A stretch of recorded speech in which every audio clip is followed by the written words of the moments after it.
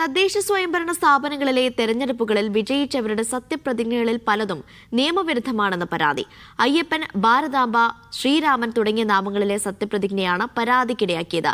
ഈ നാമങ്ങളിലെ സത്യപ്രതിജ്ഞ അസാധുവാണെന്ന് ചൂണ്ടിക്കാട്ടി തദ്ദേശ സ്വയംഭരണ വകുപ്പ് സെക്രട്ടറിക്കാണ് പരാതി. സുപ്രീംകോടതി അഭിഭാഷകനായ സുഭാഷ് തീക്കാടിനാണ് പരാതി നൽകിയത്. മീഡിയ വൺ ഡൽഹി ബ്യൂറോയിലെ ഡി ധനസ്മോത്ത് എന്ന ഞാൻ അതിനു മുമ്പ് ഇതൊന്ന് കണ്ടുവരാം.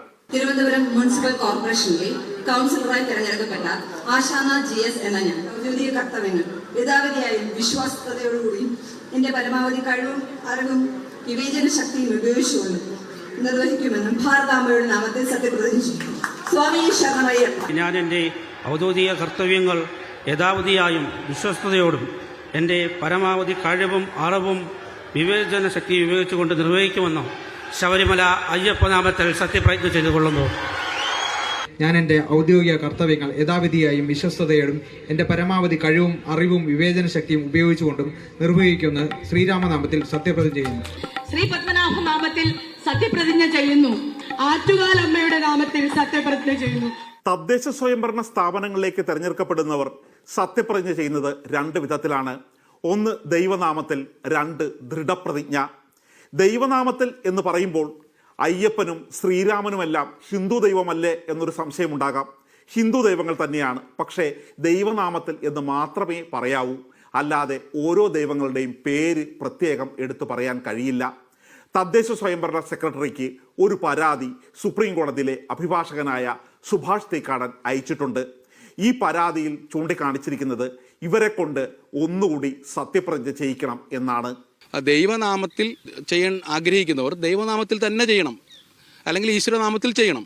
അങ്ങനെ ചെയ്യാതെ ഇഷ്ടപ്പെട്ട ദൈവങ്ങളുടെ പേരിൽ ചെയ്ത സത്യപ്രതിജ്ഞ നിയമപരമായി അസാധുവാണ്. അവർ ഇന്നലെ മുതൽ സത്യപ്രതിജ്ഞ ചെയ്തപ്പോൾ അംഗമായി എന്നാണ് കരുതിയിരിക്കുന്നത്. പക്ഷേ അവർ അംഗങ്ങളായിട്ടില്ല. അവർ വീണ്ടും നിയമവിധേയമായി സത്യപ്രതിജ്ഞ ചെയ്താൽ മാത്രമേ അംഗങ്ങളാകുകയുള്ളൂ. ഇന്നലെ അങ്ങനെ സത്യപ്രതിജ്ഞ ചെയ്തവർ ഇതുവരെ അംഗങ്ങളാകാത്തതിനാൽ അവർക്ക് കൗൺസിൽ യോഗങ്ങളിലോ ചെയർപേഴ്സൺ, പ്രസിഡന്റ് തെരഞ്ഞെടുപ്പുകളിലോ പങ്കെടുക്കുന്നതിന് നിയമപരമായി യാതൊരു അവകാശവുമില്ലാത്തതാണ്. സംസ്കൃത ഭാഷയിലെ സത്യപ്രതിജ്ഞ വളരെ കൗതുകത്തോടെയാണ് ഇന്നലെ കേരളം കണ്ടത്. യഥാ ഭയ ആശങ്കാഃ മമതാ വാത്സല്യ വിദ്വേഷം വ മിന അഹം മമ ഔദ്യോഗികാനി കർത്തവ്യാനി യഥാശക്തി യഥാമതി വിവേചനാശക്തി അനുസരിച്ച നിർവക്ഷ്യാമി ഇതി ഈശ്വരനാമിന സത്യപ്രതിജ്ഞ കരോമി. പക്ഷേ ഇതിലും പ്രശ്നമുണ്ടെന്നാണ് അഭിഭാഷകൻ പറയുന്നത്. സംസ്കൃതത്തിൽ സത്യപ്രതിജ്ഞ ചെയ്യുന്നതിന് പാർലമെന്റ് അംഗങ്ങൾക്കൊന്നും പ്രശ്നമില്ല. കാര്യം അത് ഭരണഘടന അനുവദിക്കുന്നുണ്ട്.